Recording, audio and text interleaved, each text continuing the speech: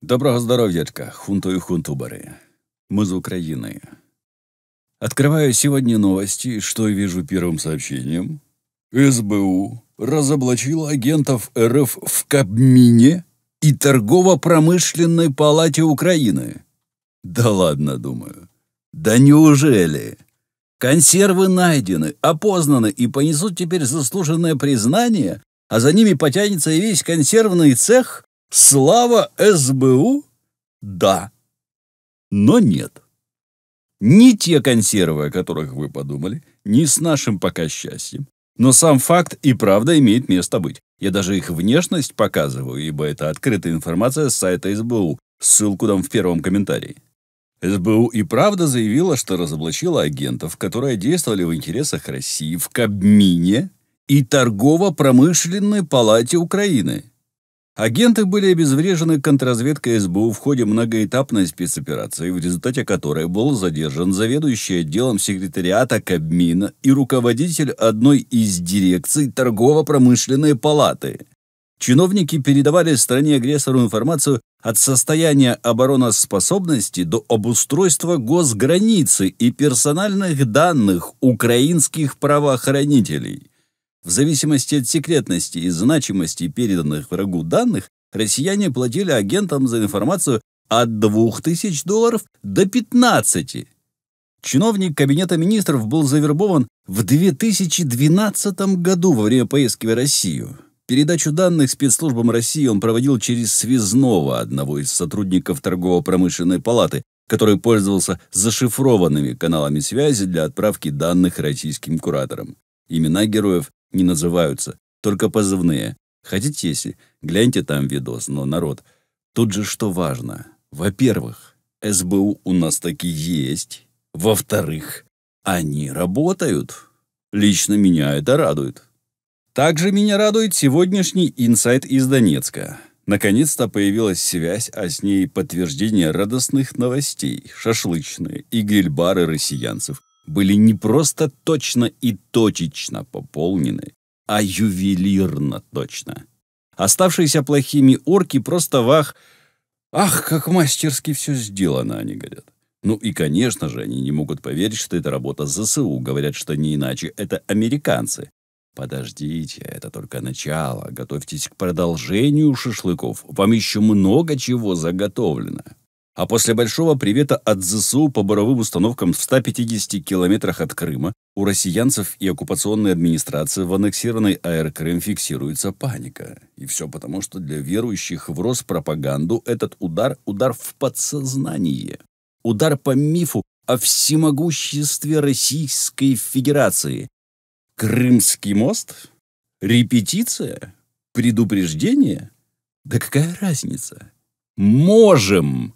Главное – слава ЗСУ. Кроме того, ЕС планирует продолжить санкционное давление на Россию. Следующая цель – золото. Лидеры Европейского Союза на саммите на этой неделе собираются заявить о намерении продлить санкционное давление против России. По данным Reuters, в следующий пакет санкций может войти золото. Саммит, на котором Украина должна получить статус кандидата на вступление в Европейский Союз, если не протупит с прокурором САП, об этом вкратце напомню на канале 24 Юапенс, состоится 23-24 июня. В его выводах сказано, что ЕС продолжит работу над санкциями и, в частности, сосредоточится на усилении их применения с ликвидацией обходных схем. Такая формулировка стала компромиссом между странами Северной и Восточной Европы и более осторожными государствами, такими как Германия и Нидерланды.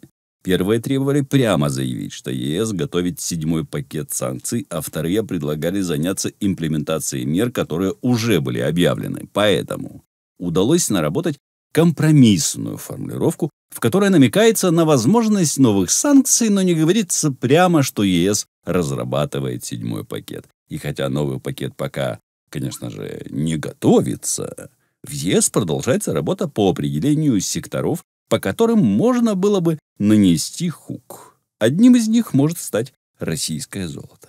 Золото – важный актив Российского Центрального банка, которому ранее уже ограничили доступ к валютным активам на Западе. На начало 2022 года стоимость монетарного золота в международных резервах РФ превышала 132 миллиарда долларов. Доля золота в резервах равнялась 21%. И еще одна новость, о которой не успел рассказать вчера. В Болгарию прибыла первая партия азербайджанского газа по соединительному трубопроводу Греция-Болгария. Пробный объем сырья планируется прокачать до конца июня. Эту ветку соединительного трубопровода соединят с трансадриатическим газопроводом, греческой национальной газовой системой, а в будущем и с плавучей регазификационной установкой сжиженного природного газа в греческом портовом городе Александрополис. Первоначальная мощность газопровода составляет 3 миллиарда кубометров в год с потенциалом расширения до 5 миллиардов кубометров. IGB входит в список проектов, которые представляют общий интерес Европейской комиссии. Одобрено софинансирование ЕС в размере 84 миллионов евро. Вообще ситуация с газом в Европе развивается довольно стремительно. Германия на фоне существенного сокращения поставок российского газа в последнее время намерена ввести новые чрезвычайные меры по сокращению потребления газа и переходу на другие источники энергии. В частности, должно быть сокращено использование газа для производства электроэнергии и в промышленности. Приоритетом должно стать наполнение газохранилищ, чтобы обеспечить наличие газа зимой. Власти намерены выделить до 15 миллиардов евро в качестве кредита на дополнительные закупки газа за пределами России с целью заполнения хранилищ. Кроме того, как пишет Deutsche Welle, промышленные потребители, которые смогут сократить использование газа, получат компенсацию. Предполагается, что для производства электричества будет задействовано большее число угольных электростанций. «Газпром» в последние дни существенно сократил поставки газа в Германию по трубопроводу «Северный поток». Он объяснил это необходимостью ремонта газовых турбин Siemens, который из-за санкций сейчас невозможен. В Кремле плачут, что одна из турбин, отправленная на ремонт в Канаду, не возвращается в Россию в связи с введенными санкционными ограничениями. Сейчас через «Северный поток» ежедневно прокачивается не более 67 миллионов кубометров газа, что более чем в 2 раза ниже его пропускной способности. Транзит газа также продолжается через территорию Украины, однако тоже в меньших объемах, чем ранее. В долгосрочной перспективе ЕС намерен вообще отказаться от поставок российского газа. Большинство стран ЕС, однако, выступает против эмбарго на поставки российского газа в ближайшее время, утверждая, что без них трудно будет обеспечить работу промышленности, а возможно и отопление. Многие компании даже согласились на предложенную Москвой схему оплаты, включающую в себя открытие рублевых счетов в Газпромбанке. Ряд стран на это не пошел, и поставки российского газа туда прекратились. Однако речь пока идет об очень небольшой доле на рынке. Впрочем, еще до российского вторжения в Украину наблюдался рост цен на газ на рынке. Эта же тенденция продолжается и сейчас. Рост цен на энергоносители стал одной из главных причин роста инфляции, которая в ряде стран ЕС превысила 10%. Представляете, что такое для бюргеров рост цен на 10%, если они привыкли к тому, что булочка как стоила в 1985 году, так же стоила и в 2015. Очень грубо выражаясь, конечно. Им цена булочки важна. Вы тут про какие-то общеевропейские ценности, про кандидатство Украины. И вообще, вы там один народ, вот и разбирайтесь. Как-то так, хунта. Как-то так.